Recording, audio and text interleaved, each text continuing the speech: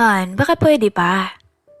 Tanong ko sa mister ko nung minsang maglambing ako sa kanya sa kama.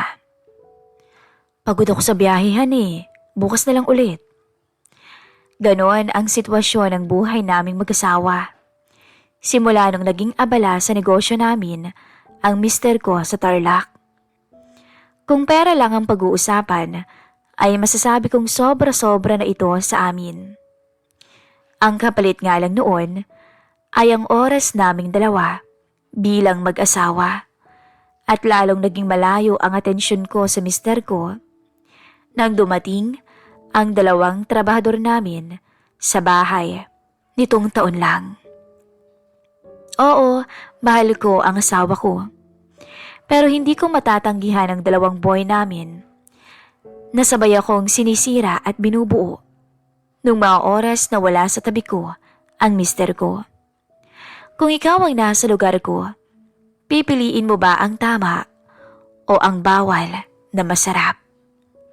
Dear Miss Callie, itago niyo na lang po ako sa pangalang Mariel. 35 years old. May asawa na, pero madalas wala sa bahay dahil sa negosyo namin. Madalas, ako lang ang natitira kasama ng dalawang trabahador namin na si Paulo na nasa 21 ang edad. Siya ang all-around boy namin. At si Rico naman na nasa 27 pa lang ang edad. Siya ang family driver namin. Pero kapag walang biyahe, ay tumutulong din siya bilang boy. Madalas tahimik lamang sila. Pero kung makatingin sa akin, para nila akong sinusukat. May isa rin kaming stay-in kasambahay na umuuwi kada Huwebes at Linggo.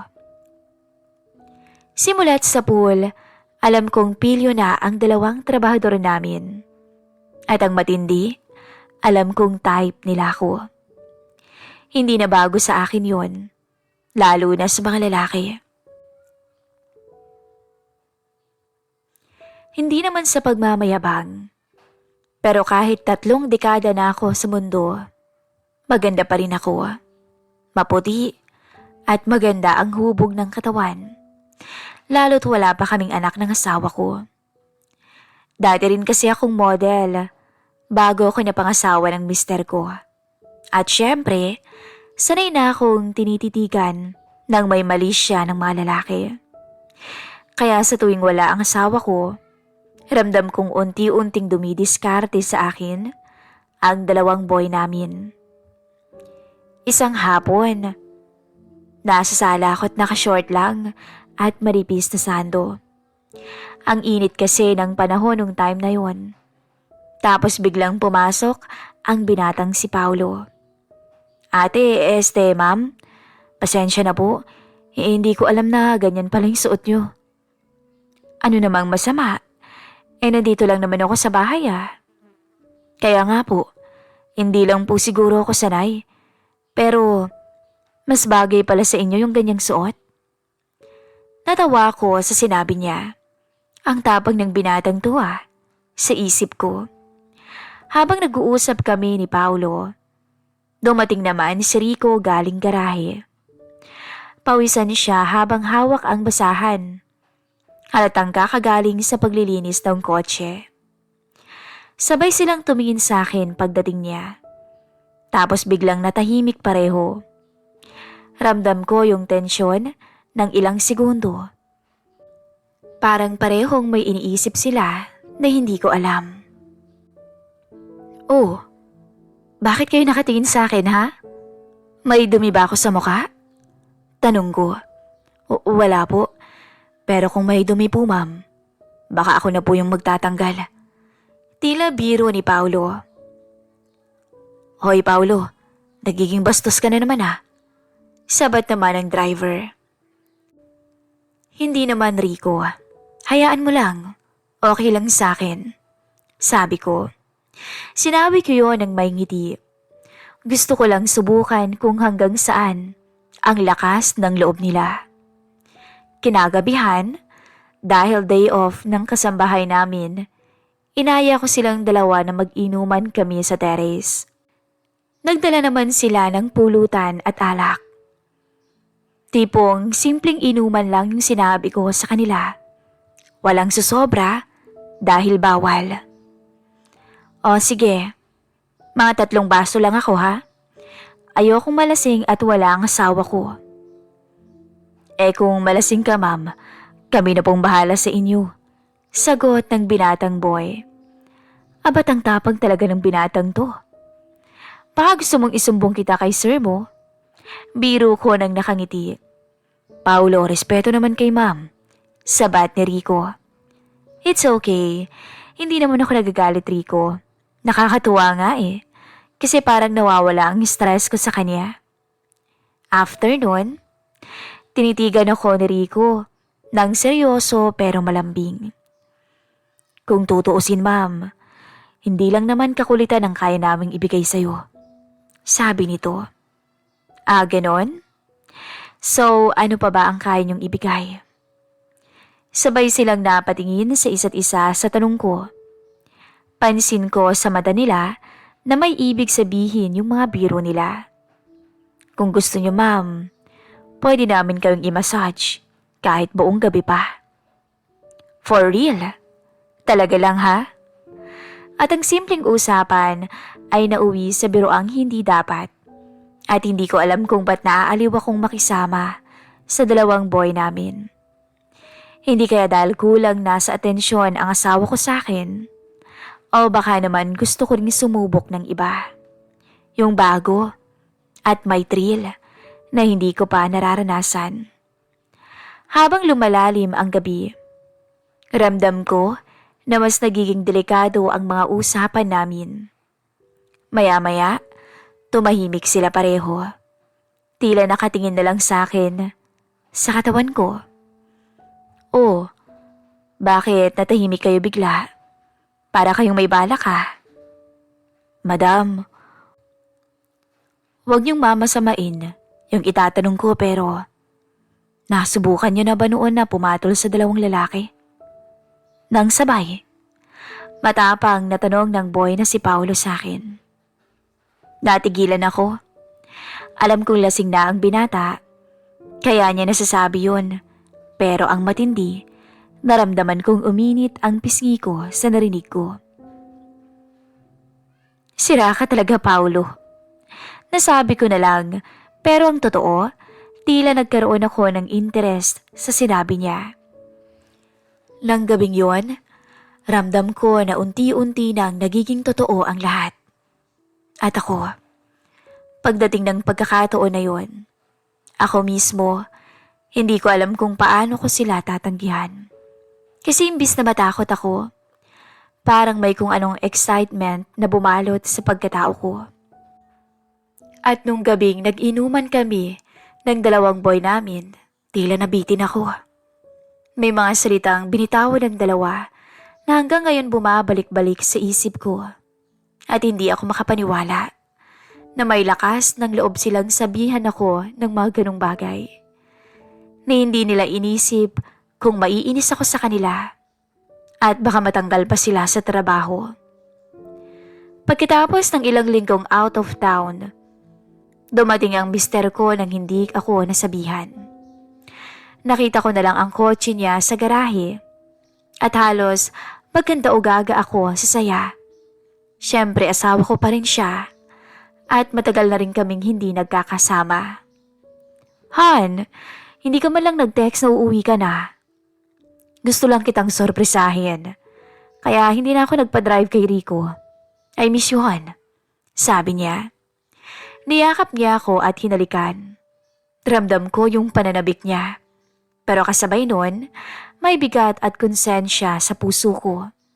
Kasi habang yakap ko siya, naalala ko yung mga tinginan at mga bastos na salita ng 2 boy sa akin na hinahayaan ko lang. Kinagabihan, nagtabi kami sa kama ni Mr. Gusto kong bumawi sa kanya at gusto kong maibsan yung pagkauhaw ko. Pero sa kasamaang palad, parang may kulang. Sa mga unang minuto, naging maalab at mapusok siya sa akin. Halos mawala ako sa ulirat. Tila ayaw kong pakawalan siya sa pagkakayakap ng mga sandaling yun. Pero gaya ng dati, mabilis siyang sumuko sa kama. Sa huli, naiwan akong nakatingin lang sa kisame. Habol-habol ang hininga, pero hindi pa rin kontento. Han, baka pwede pa. Lambing ko sa mister ko. Pagod ako sa biyahe, Han eh. Bukas na lang ulit. Maya-maya'y tumalikod siya at agad nang nakatulog. Naiwan akong gising. Hawak-hawak ang unan. At pakiramdam ko ay lalo akong nagiging uhaw sa kama. Kinabukasan, bumaba ako para magkape. Doon ko nadatnan si Paolo at Rico na nag-aayos sa sala. Good morning, ma'am. Ang ganda niyo ngayong umaga, parang blooming. Bungad ni Paolo nang makita akong nakaduster lang. Blooming ba? Halos hindi nga ako nakatulog kagabi eh. Alam ko kung bakit, ma'am. Sabay kindat ng binatang boy. Paolo, baka marinig ka ni sir mo sa taas. Sabat naman ang driver. Hayaan mo siya, Rico.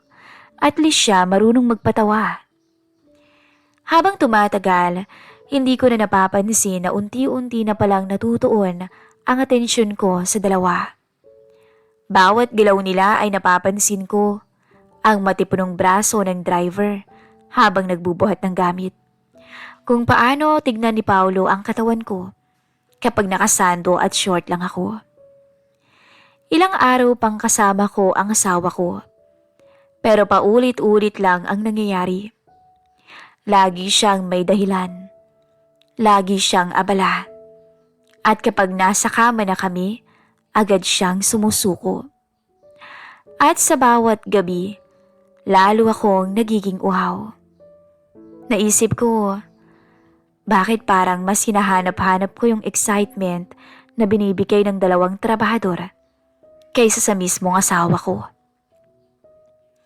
Isang gabi, dumaan ako sa kusina para uminom ng tubig. Doon ko nadatnan si Paolo na nakaupo. May hawak siyang baso ng tubig. Ikaw lang mag-isa? Bungad ko. Opo, ma'am. Nagbabaka sakali talaga ako baka bumaba kayo eh. Nung magsalita ang binata, amoy ko na agad ang alak sa bibig nito. At bakit mo naman ako inaantay? Tsaka, di ba sabi ko bawal uminom kapag nandito ang sir niyo? Pasensya na ho, ma'am. Konti lang naman po yung nainom namin ni Kuya Rico.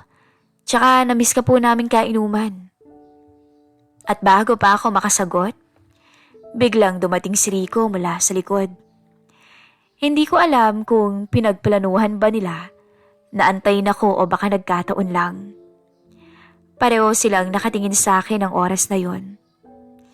Doon ko lang napagtanto na ako na yata mismo ang nagbibigay ng dahilan sa kanila para magpatuloy.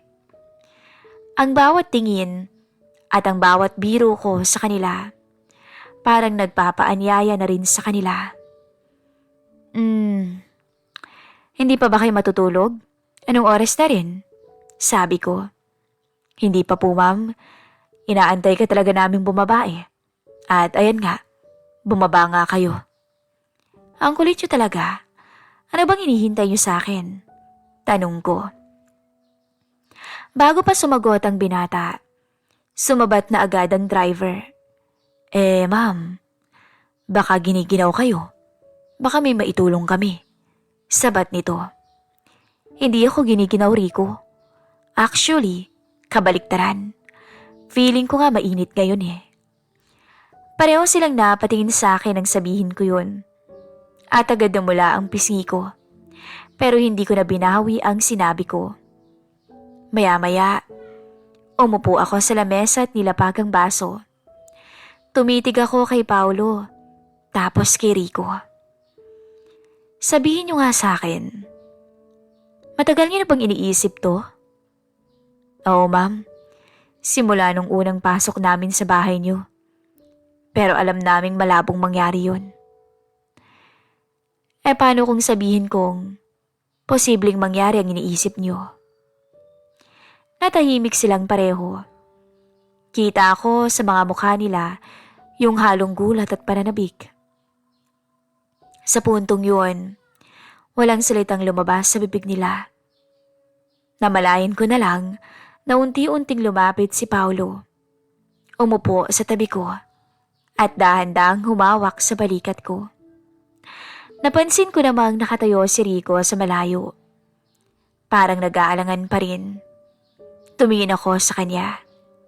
Rico, ano, tititigan mo na lang kami? Halika na rito. Sabay na kayo. May pag-uusapan tayo. Nakangiti kong sabi. At unti-unti siyang lumapit at naupo sa kabilang tabi ko. Ngayon, magkatabi kaming tatlo sa maliit na mesa. At feeling ko ay parang lalagnatin ako sa dalawang trabahador. Alam niyo bang ilang gabi na akong hindi makatulog dahil sa inyo? Panimula ko. Kami rin, ma'am.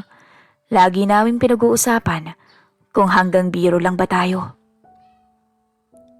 Pues ngayong gabi, ayoko munang magbiro.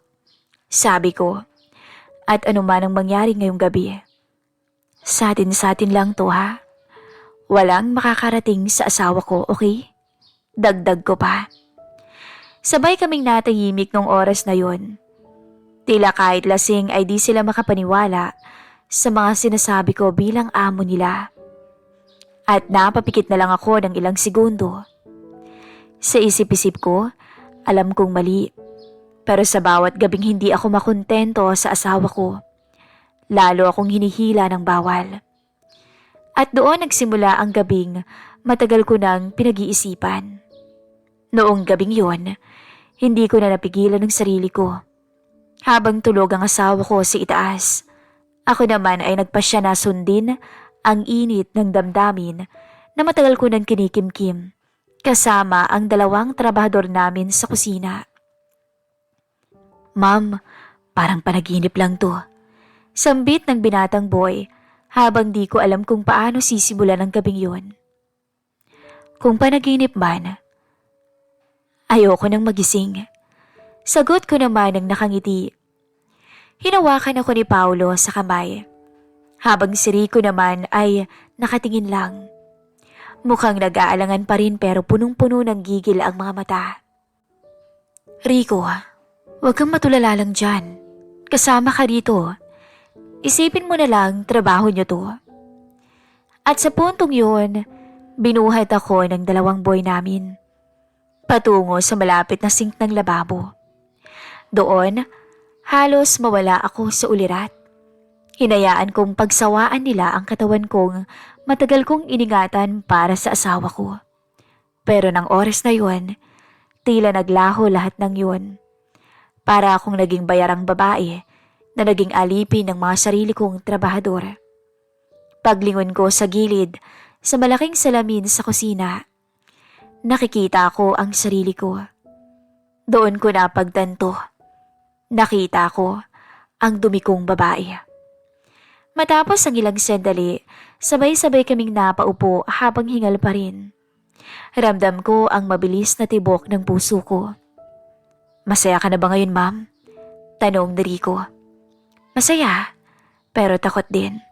Kasi alam nating malito. Tumango sila.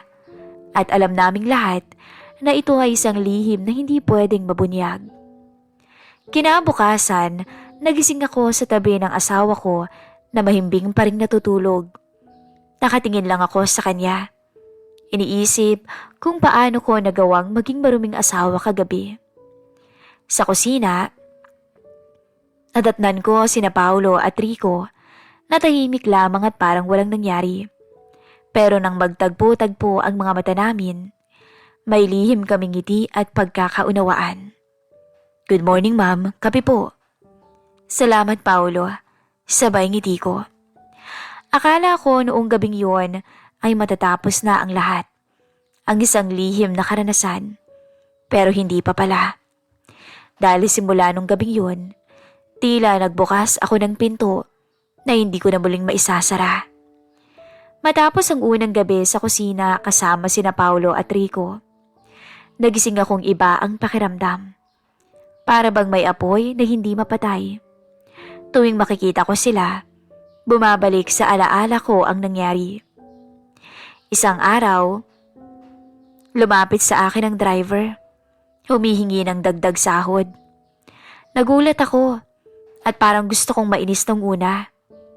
Ma'am, tungkol po ito sa sikreto natin. Baka kailangan namin ng dagdag sahod para walang magduda. Sabi nito. Napalunok ako. Parang binili nila ang katahimikan nila. At ako, walang nagawa kundi pumayag. Simula noon, bawat buwan may dagdag akong binibigay sa kanilang dalawa. Pinapakita ko sa asawa kong sumipag ang mga boy namin dahil mas mataas ang sahod. Pero ang totoo, binabayaran ko ang katahimikan at pagnanasa ko. Tuwing gabi na wala ang asawa ko, unti-unting nagiging normal sa akin ang magpatawag ng isa. O minsan ay sabay sila. Siguraduhin niyo lang na walang makakahalata ha. Sabi ko minsan sa kanila. Walang problema madam, basta wag ka lang magsasawa sa amin. Sabay ngiti nilang dalawa. At totoo nga, wala na akong kasawaan. Pero pansin kong kapalit nito, unti-unti ring nawawala ang pagkatao ko. At hindi ko akalaing darating ako sa puntong hahanap-hanapin ko na sila. Kapag ilang araw na hindi kami nagkakasama sa kwarto dahil kasama ko ang asawa ko, naiirita ako dahil parang may kulang. At kapag nariyan sila, pakiramdam ko ay wala na akong ibang mundo. Para akong nababaliw sa atensyon at init na hindi ko natagpuan sa asawa ko. Bakit ganito? Parang hindi ko na kayang mabuhay nang wala sila. Tanong ko sa sarili ko. Ngunit habang tumatagal, nagsimula na akong matakot. Dahil sa tuwing katabi ko ang asawa ko sa kama, pakiramdam ko ay ibang tao na ako. Ang halik niya, ang haplos niya, hindi na ako makontento. Sa halip, naiisip ko kung paano sabay akong pinaglaruan ng dalawang boy namin. Doon ko lang napansin kung gaano kalayo na ang narating ng kataksilan ko. Dati, masaya na ako sa simpleng yakap ng asawa ko. Ngayon, bakit parang wala na itong halaga? Bakit parang sila na ang hinahanap ko? Hanggang ngayon, tuloy pa rin ang aming kasunduan. Tuloy pa rin ang dagdag sahod kapalit ng mga lihim. Pero habang tumatagal, unti-unti na akong kinakain ng konsensya. Oo, kontento ang katawan ko. Pero ang puso at isipan ko, unti-unti nang bumibigat. At ngayon, habang sinusulat ko po ang liham na ito, may tanong akong hindi ko masagot-sagot. Paano ko ba maibabalik ang dating ako?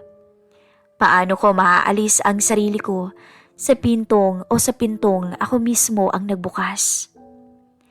Isang mundong puno ng alab, pero wala ng takas. Sana po ay mabigyan niyo ako ng payo. Handa po akong magbago bilang asawa at amo. Hanggang dito na lamang po, lubos na umaasa, Mariel. At dito na po nagtatapos ang kwento natin. Atin pong payuhan ang ating story sender sa kanyang suliranin. At abangan po ang susunod pang mga confession. Dito lang sa Miss Kalye.